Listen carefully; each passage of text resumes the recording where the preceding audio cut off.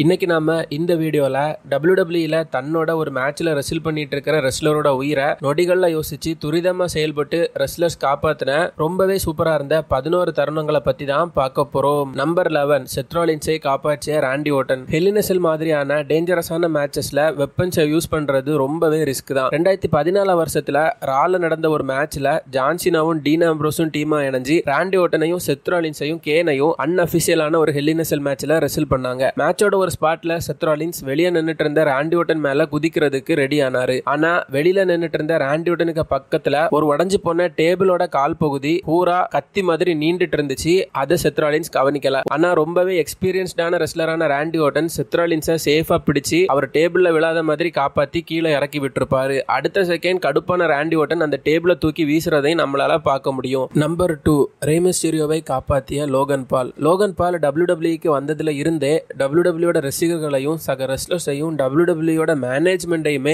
பயங்கரமா இம்ப்ரெஸ் பண்ணிக்கிட்டே இருக்கிறாரு. இவரோட ஒர்க் எத்திக்கும் ரிங்குக்குள்ள என்ன பண்ணணும் பண்ணக்கூடாது அப்படிங்கிற இவரோட இன்ரிங் ஐக்கியூ லெவலும் பயங்கர மாசா இருக்கும். இவர் போடக்கூடிய மூவ்ஸும் பாத்தீங்கன்னா செம்ம இம்ப்ரெசிவா இருக்கும். 2023 வருஷத்தோட கிரவுன் ஜுவல்ஸ் பேப்பர்வியூல ரே மிஸ்டீரியோவும் லோகன் பாலும் WWE யுனைடெட் ஸ்டேட்ஸ் சாம்பியன்ஷிப்கான ஒரு மேட்ச்ல ரெஸ்ல் பண்ணிறாங்க. ஆனா இந்த மேட்ச்ல ஒரு பர்டிகுலர் ஸ்பாட் ரே மிஸ்டீரியோட கதையே முடிச்சிருக்கும். அங்க லோகன் பால் ரே மிஸ்டீரியோட உயிரையே காப்பாத்திருப்பாரு. மேட்சுக்கு நடுவுல ரே மிஸ்டீரியோ லோகன் பாலுக்கு மேல ஒரு ஸ்பிரிங் போர்ட் மூவ் போடுறதுக்கு ட்ரை பண்ணுவாரு. ஆனா லோகன் பால் ரொம்பவே டிஸ்டன்ஸ் தள்ளி போய் நிப்பாரு. இதனால ரே மிஸ்டீரியோ அவரோட தலை ஸ்டேஜ்ல போய் படுற மாதிரி விழுவாரு. லோகன் பால் நொடிகள்ல யோசிச்சு ஓடி போய் ரே மிஸ்டீரியோவை மிட் ஏர்லயே கேட்ச் பண்ணி காப்பாத்திட்டாரு. இந்த ஸ்பாட்ல ரே மிஸ்டீரியோ தப்பு பண்ணாரா லோகன் பால் தப்பு பண்ணாரா அப்படிங்கிறது மேட்டரே இல்ல. நொடிகள்ல யோசிச்சு லோகன் பால் தயங்காம போய் ரே மிஸ்டீரியோவை கேட்ச் பண்ணி காப்பாத்தினாரு. அதுதான் ஒரு ரெஸ்லர் இன்னொரு ரெஸ்லருக்கு செய்ய வேண்டிய கரெக்டான ஒரு வேலை. அதை அன்னைக்கு லோகன் பால் பெர்ஃபெக்ட்டா பண்ணி ரே மிஸ்டீரியோ மாதிரியான ஒரு லெஜெண்டோட உயிரையே காப்பாத்தினாரு.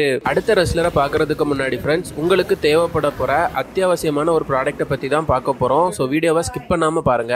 வீட்ல இருக்கிற சப்பல்ஸ் ஷூஸ் இதெல்லாம் அழகா அரேஞ்ச் பண்ணி வைக்கிறதுக்கு யூஸ் ஆகுற ஒரு சப்பல் ஷூ ரேக் தான் இது.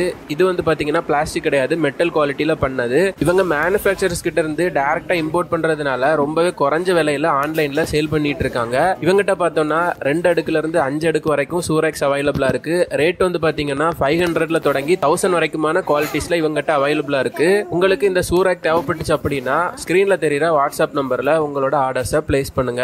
WWE முன்னால அப்போலோ க்ரூஸ் அப்படிங்கிற ஒரு ரெஸ்லர் ரெஸ்ல் பண்ணிட்டு இருந்தாரு. உங்கள பல பேருக்கும் இன்னும் அவரை ஞாபகம் இருக்கும் அப்படின்னு நினைக்கிறேன். அப்போலோ க்ரூஸோட பிசிக்கும் வேற லெவல்ல இருக்கும். அவரோட இன்ரிங் ரெஸ்லிங் ஸ்டைலும் ரொம்பவே என்டர்டெய்னிங்கா இருக்கும். எப்பெல்லாம் WWE இவருக்கு ஒரு மேட்சை கொடுக்கறாங்களோ அப்ப எல்லாம் ரசிகர்களை இம்ப்ரெஸ் பண்ணுவாரு. அந்த அளவு டேலண்டடான ஒரு ரெஸ்லர். சோகம் என்ன அப்படின்னா WWE இப்ப இவர் அதிகமா யூஸ் பண்றதே கிடையாது. இன்னும் சொல்ல போனா இவர் WWE இருக்கிறாரா அப்படிங்கறதே தெரியல. அந்த ஒரு ஸ்டேட்டஸ்ல தான் இவரோட கரியர் போயிட்டு இருக்கு. ஆனா அப்போலோ க்ரூஸ் பார்த்தோம்னா WWE ஃபார்மர் வேர்ல்டு சாம்பியனான டேமியன் பிரிஸ்டோட உயிரையே ஒரு மேட்ச்ல காப்பாத்திருப்பாரு. WWE ஒரு பழைய ரா எபிசோட்ல டேமியன் பிரிஸ்டும் அப்போலோ க்ரூஸும் ரெஸ்ல் பண்ணிட்டு இருப்பாங்க. மேட்சோட ஒரு ஸ்பாட்ல ஸ்டேஜுக்கு வெளியில அப்போலோ க்ரூஸ் நின்னுட்டு இருப்பாரு.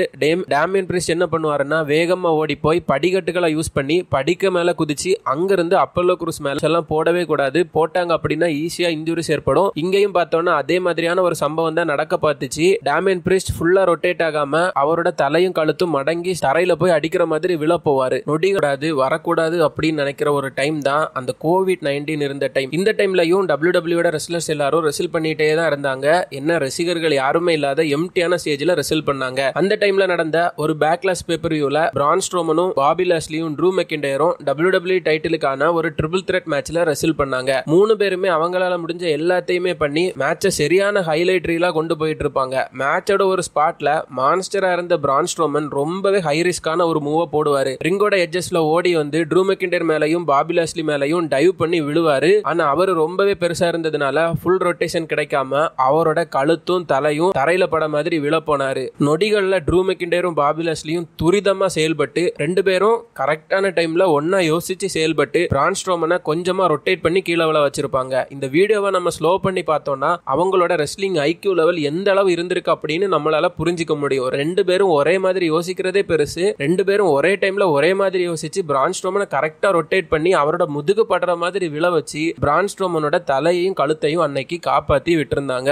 2014 WWE இருந்து வெளியே போன CM Punk அவர் கொடுத்த ஒரு இன்டர்வியூல ரைபேக்க ஒரு ஒஸ்டான ரெக்லஸான சக ரெஸ்லரை பத்தி கவலைப்படாத ஒரு ரெஸ்லர் அப்படின்னு குறிப்பிட்டிருப்பாரு. அதுக்கு காரணம் ரைபேக்கும் CM Punkம் ரெஸ்ல் பண்ண பண்ண மேட்சஸ்ல சிஎம் பங்க ரைபேக் போட்டு துவச்சு எடுத்திருப்பாரு. ஒரு சில ஸ்பாட்ல சிஎம் பங்குக்கு என்ன ஆனாலும் பரவாயில்ல அப்படிங்கிற மாதிரி தான் அடிச்சிருப்பாரு. அதனால சிஎம் பங்க் அப்படி சொன்னாரு. ஆனா ரைபேக்கும் ஒரு சக ரெஸ்லரோட உயிரையே காப்பாத்தினாரு. அது யாரு அப்படின்னா கலிஸ்டோவை தான். 2016 வருஷத்துல கலிஸ்டோவும் ரைபேக்கும் ரசிகர்கள் எல்லாம் இப்ப மறந்துட்டாங்க. அப்படிப்பட்ட ஒரு சூப்பரான ஃபியூட பண்ணிருப்பாங்க. அந்த டைம்ல இவங்க ரெண்டு பேரும் ரெஸ்ல் பண்ண ஒரு மேட்ச்ல கலிஸ்டோ அவரோட ஹை ஃபிளைங் ஸ்டைல்ல ஒரு சூப்பரான மூவை எக்ஸிக்யூட் பண்ணுவாரு. வெளியில நின்னுட்டு இருந்த ரைபேக் மேல ஜம்ப் பண்ணி ஸ்பிரிங் போர்ட் பண்ணி ரொட்டேட் பண்ணி விழ போவாரு. ஆனா அவர் ரைபேக் மேல விழுறதுக்கு பதிலா ஸ்டேஜோட எட்ஜஸ்ல அவரோட தலையும் கழுத்தும் மடங்குற மாதிரி போய் விழ பாப்பாரு. நொடிகள்ல யோசிச்ச ரைபேக் துரிதமா செயல்பட்டு கலிஸ்டோவை கேட்ச் பண்ணி 1-2 மில்லி செகண்ட் இடைவெளியில கலிஸ்டோவோட உயிரையே காப்பாத்திருப்பாரு. காப்பாற்றப்பட்ட கலிஸ்டோ உடனே ரசிகர்களை பார்த்து கத்தி அந்த ஸ்பாட்டை அப்படியே ரெண்டு பேர் சேர்ந்து சமாளிச்சு விட்டுருப்பாங்க. சோ ஒவ்வொரு ரெஸ்லரும் ஒவ்வொருத்தவங்க கூட ரெஸ்ல் பண்ணும்போது ஒவ்வொரு மாதிரி ரெஸ்ல் பண்ணுவாங்களோ என்னமோ தெரியல.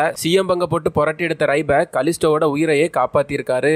2012-13 WWE ஃபேண்டாங்கோ அப்படிங்கிற ஒரு ரெஸ்லர் இருந்தாரு. இவர் உங்கள நிறைய பேருக்கு இன்னும் ஞாபகம் இருக்கும் அப்படின்னு நம்புறேன். ஃபேண்டாங்கோ பார்த்தோம்னா டான்ஸ் எல்லாம் ஆடுவாரு, ரசிகர்களை பயங்கரமா என்டர்டெயின் பண்ணுவாரு. ஆனா அந்த டைம்ல WWE இவரை ஒரு வில்லன் மாதிரி தான் காமிச்சாங்க. சோ பேசிக்காவே நமக்கெல்லாம் வில்லனா காமிக்கப்படுற ரெஸ்லர்ஸ் அதிகமா பிடிக்காது. ஆனா கெஸ் வாட், ஃபேண்டாங்கோ அன்னைக்கு ஒரு ஹீரோவா செயல்பட்டாரு. அந்த டைம்ல நடந்த ஒரு சிங்கிள்ஸ் மேட்ச்ல ஃபேண்டாங்கோவும் கோடி ரோட்ஸும் ரெஸ்ல் பண்றாங்க. கோடி ரோட்ஸ் ரொம்பவே ஹை ரிஸ்க் மூவான மூன்சால்ட் மூவை ஃபேண்டாங்கோ மேல போடுறதுக்காக தேர்ட் ரோப்புக்கு மேல ஏறி நிக்கிறாரு. அங்க இருந்து மூன்சால்ட் மூவுக்காக அவர் டைவ் பண்றாரு. ஆனா அவர் ஃபுல்லா ரொட்டேட் ஆகல. இதை பார்த்த ஃபேண்டாங்கோக்கு புரிஞ்சிடுச்சு, இவன் நம்ம மேல விழ போறதில்ல, ஸ்டேஜ்ல போய் விழுந்து பயங்கரமா அடி வாங்க போறான்னு. நொடிகள்ல யோசிச்ச ஃபேண்டாங்கோ துரிதமா செயல்பட்டு கோடி ரோட்ஸை ஸ்டேஜ்ல விழுறதுக்கு முன்னாடியே கொஞ்சமா கேட்ச் பண்ணி சேஃபான ஒரு லேண்டிங்க கோடி ரோட்ஸுக்கு கொடுத்தாரு. WWE வில்லனா காமிக்கப்பட்ட ஃபேண்டாங்கோ அன்னைக்கு ஹீரோவா மாறினாரு. உங்க எல்லாருக்குமே ரோமன் ரெயின்ஸ் பிடிக்கும்ல. இதை பாத்தீங்கன்னா இன்னும் உங்களுக்கு ரோமன் ரெயின்ஸ் ரொம்பவே பிடிக்கும். 2016 வருஷத்துல செத் ராலின்ஸ் அவருக்கு கால்கள்ல முட்டியில் ஏற்பட்ட ஒரு கொடூரமான இன்ஜுரினால கொஞ்ச நாளைக்கு WWE இருந்து வெளியில இருந்து அதுக்கப்புறமா ரிட்டர்ன் ஆகி இருந்தாரு. ரிட்டர்ன் ஆன செத் ராலின்ஸோட முதல் மேட்ச் ரோமன் ரெயின்ஸ்க்கு அகைன்ஸ்டா 2016 மணி இன் தி பேங்க் பேப்பர்வியூல நடந்துச்சு. சோ செத் ராலின்ஸுக்கு கால்ல அடிபட்டிருக்கு. திரும்பவும் அதே ஸ்பாட்ல அடிபட்டு அப்படின்னா அது பெரிய ஒரு ரிஸ்க் ஆகிரும் அப்படிங்கறத தெரிஞ்சுக்கிட்ட ரோமன் ரெயின்ஸ் அந்த மேட்ச் முழுக்க செத் ராலின்ஸை சாஃப்டா ஹேண்டில் பண்ணிருப்பாரு. பல ஸ்பாட்ல அவரு செத் ராலின்ஸை கேர் பண்ணி அட்டாக் பண்றதை நம்மளால பார்க்க முடியும். அதுக்கப்புறமா அந்த மேட்சோட ஒரு குறிப்பிட்ட ஸ்பாட்ல செத் ராலின்ஸ் அந்த ஒரு சன்செட் பவர் பாம் மூவ் போடுறதுக்கு போவாரு. இதே மூவ் அவர் கேனுக்கு போட ட்ரை பண்ணும்போது தான் அவர் காலை பயங்கரமா இன்ஜூர் பண்ணிருப்பாரு. சோ ரோமன் ரெயின்ஸ் என்ன பண்ணுவார் அப்படின்னா செத் ராலின்ஸோட காலை பிடிச்சு வச்சுக்கிட்டு கொஞ்சம் கொஞ்சமா ரிலீஸ் பண்ணி செத் ராலின்ஸ் சேஃபா போய் லேண்ட் ஆகிற மாதிரி பண்ணிருப்பாரு. பாக்குறதுக்கு அந்த மூவ போட விடாம செத் ராலின்ஸ் அவர் தடுக்கிற மாதிரியும் இருக்கும். அதே டைம்ல செத் ராலின்ஸோட காலை பிடிச்சு ரொம்பவே மெதுவா அந்த கால் லேண்ட் ஆகிற மாதிரி பண்ணிருப்பாரு. இது எல்லாத்துக்கும் காரணம் அவங்களுக்குள்ள இருந்த ஃப்ரெண்ட்ஷிப் தான். இவங்க ரெண்டு பேரும் ரியல் லைஃப்ல இன்னைக்கு வரைக்கும் பயங்கரமான பெஸ்ட் ஃப்ரெண்ட்ஸா இருக்காங்க. மூணாவதா ஒரு ஆளு உண்டு. அவர் இப்ப WWE இல்ல, வேற ஒரு பிளேஸ்ல மாஸ்க் பண்ணிட்டு டைட்டில தூக்கி பெட்டிக்குள்ள வச்சுட்டு காணிக்காம சம்பவத்தை பண்ணிட்டு இருக்காரு.